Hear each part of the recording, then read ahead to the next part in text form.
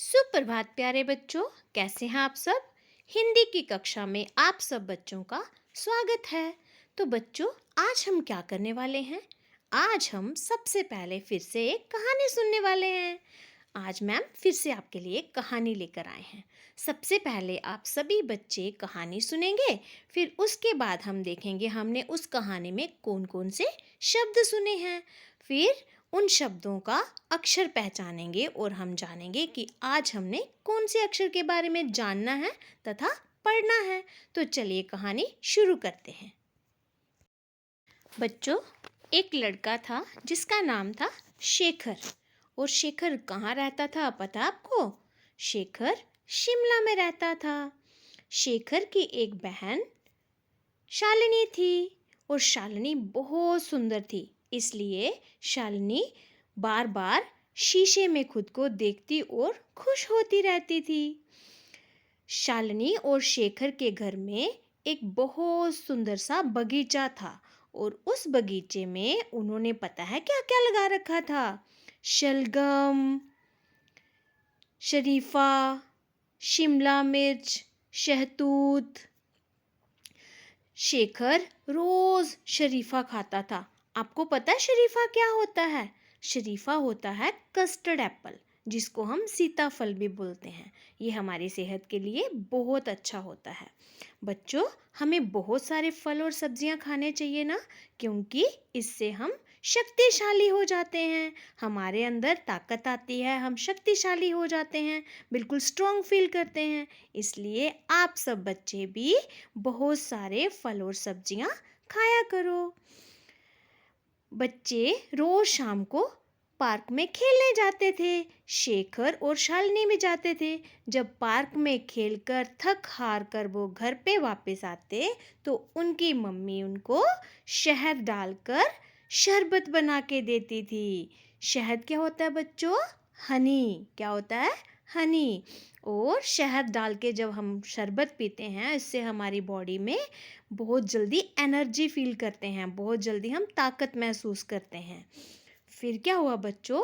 उनकी दादी शालिनी और शेखर की दादी रोज शाम इवनिंग टाइम उनको शहीदों की कहानियाँ सुनाती थी। बच्चों, शहीद कौन होते हैं?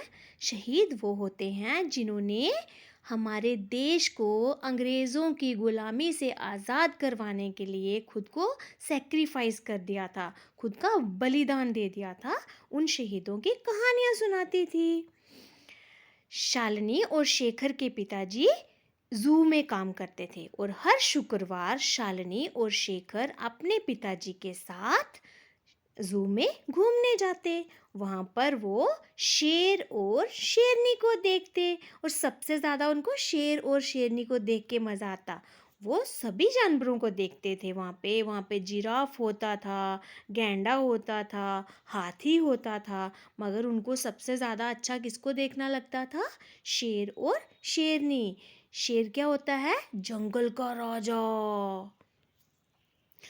शेखर के पिताजी शिव भगवान की पूजा करते थे, लॉर्ड शिवा, और वो उनके मंदिर में शंख बजाते थे। बच्चों, आपने कभी शंख की आवाज़ सुनी है? शंख की आवाज़ सुनने से हमारे मन को बहुत शांति महसूस होती है और हमें बिल्कुल सकारात्मक ऊर्जा प्राप्त होती है, बिल्कुल पॉजिटिव एनर्जी हमें मिलती है। शेखर अपने दादाजी के साथ शतरंज का खेल भी बड़े मजे से खेलता था। बच्चों, शतरंज क्या होती है? चेस। आपने कभी खेला है? शेखर और शालिनी को अपनी दोस्त शबनम की बर्थडे पार्टी में जाना था, तो शेखर ने क्या पहना? शेरवानी वाला सूट। शेरवानी, शेरवानी क्या होती है बच्चों? ये घुटनों से नीचे तक का एक कोट होता है, जिसे दूल्हे भी पहनते हैं जब शादी होती है ना। तो ये कुछ उस तरह की ड्रेस होती है। तो शेखर ने क्या पहना? शेरवानी। बर्थडे पार्टी तो बड़ी ही शानदार थी। तो बच्चों ने खूब सारी मस्ती की, वहाँ पे नाचा गाया और खूब शोर मचाया।